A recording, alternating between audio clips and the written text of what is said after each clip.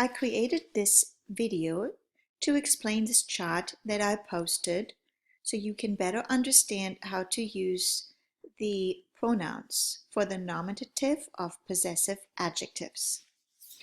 It is a little tricky because there's a lot of rules that you have to remember. Where in English you use the same pronouns, German it's a little bit more complicated. So let's go ahead and start out with the first part that you need to remember.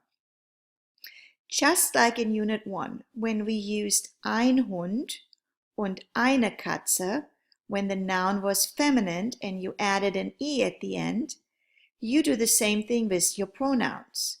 So, for example, if you use my, which would be either mine or meine, depending on if you're using a masculine or feminine noun that follows the pronoun, you have to add an E at the end for a feminine noun that follows. So, for example, die Katze, eine Katze. Remember how you had the ein and eine. So you're adding an E at the end.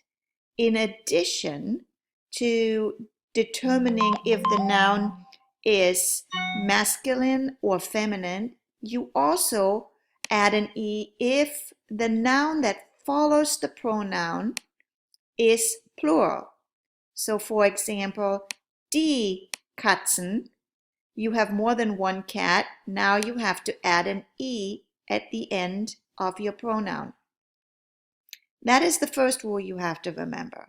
So this chart can help you. I highlighted the columns from feminine and plural nouns so you know that you have to add an E at the end. Remember that these nouns follow your pronoun. The second part that is a little tricky is the pronoun your.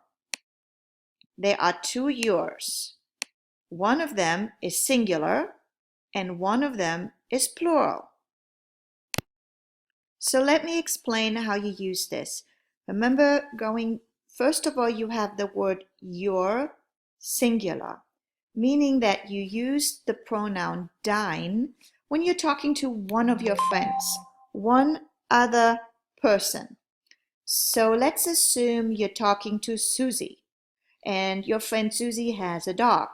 You would say, dein Hund ist aber süß. Oder deine Katze ist aber süß. So again, you use dein if you're talking about one of your friends in the informal way. Remember when we learned about du und sie? So this is, you use du in the informal way. So dein is just like using du. But you are only addressing one person. Ihr is the formal way. Remember, ihr has to be capitalized just like the formal sie. So you use this if you talk to one person, let's say Frau Robertson. Frau Robertson has a dog and you want to talk to her about her dog. So you say, ihr Hund ist aber süß. Oder you say, ihre Katze ist aber süß. Oder, of course, if you talk about more than one cat, you say, ihre Katzen sind aber süß. Your plural, you're talking to more than one person. You're talking to a group of your friends. Euer Hund ist aber süß. Now remember, this Hund is the noun that's masculine, so you use euer. You use eure. This is the only pronoun that doesn't add an S. It changes.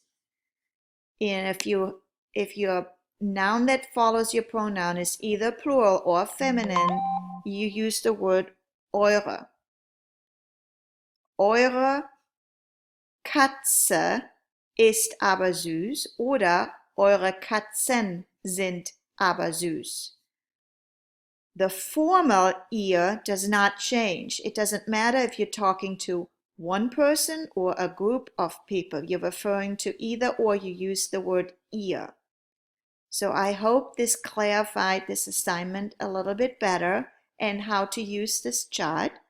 Please let me know if you have any more questions.